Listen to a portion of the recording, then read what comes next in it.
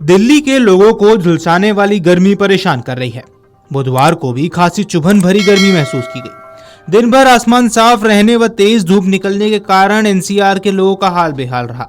इस दौरान अधिकतम तापमान सामान्य से 1.8 डिग्री सेल्सियस की कमी के साथ 38.6 डिग्री सेल्सियस दर्ज किया गया। कुछ इलाकों में तापमान 38 डिग्री सेल्सियस को पार पहुंचा। हवा में नमी का न्यूनतम स्तर 48% रहा। मौसम विभाग ने 29 मई को येलो और 30 मई को बारिश का ऑरेंज अलर्ट जारी किया है।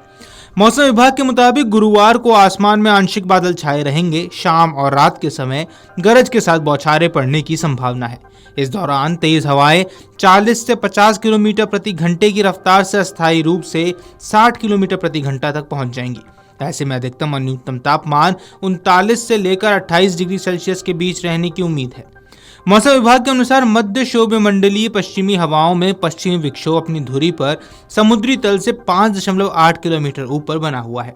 इस दौरान आसमान में आंशिक रूप से बादल छाए रहेंगे। हल्की बारिश के साथ तूफान और बिजली कड़केगी। इस दौरान तेज हवाएं 40 से 50 किलोमीटर प्रति घंटे की गति से चलने की संभावना है, जो तूफान के साथ अस्थायी रूप से 60 किलोमीटर प्रति घंटे तक पहुंच सकती है। ऐसे में अधिकतम और न्यूनतम तापमान 36 और 28 डिग्री सेल्सियस के आसपास रहेगा। पीतमपुरा में सबसे अधिक तापमान रहा है। यहाँ अधिकतम तापमान 38.8 डिग्री सेल्सियस दर्ज किया गया। सफदरजंग में 38.6, आया नगर, लोधी रोड और रिज में 38.1 और पालम में 37.8 डिग्री सेल्सियस दर्ज किया गया है। हीट इंडेक्स तापमान में बदलाव के साथ ही हवा में मौजूद नमी का भी ध्यान रखता है। हीट इंडेक्स से इंसानों को महसूस होने वाले तापमान का रेंज का पता चलता है। इससे पता चलता है कि तापमान के साथ आपके आसपास के वातावरण में कितनी गर्मी है। आसान भाषा में समझे तो हीट इंडेक्स वो तापमान है जो आपको महसूस होता है। हीट इंडेक्स का कॉन्सेप्ट पहली बार 1969 में रॉबर्ट जी स्टैडमैन ने विकसित किया था।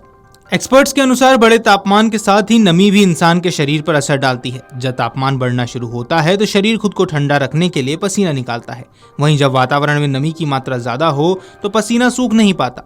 इससे शरीर ठंडा नहीं रह पाता और गर्मी ज्यादा लगती है।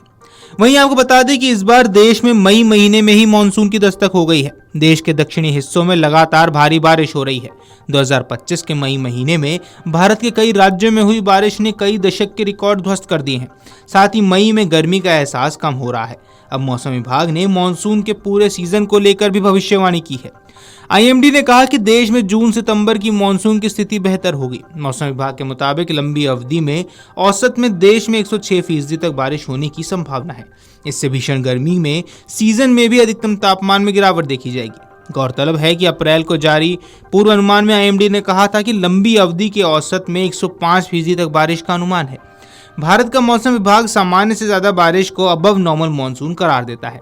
इसका सीधे शब्दों में मतलब होता है लंबी अवधि में जितनी बारिश होती है उससे ज्यादा वर्षा वाला सीजन।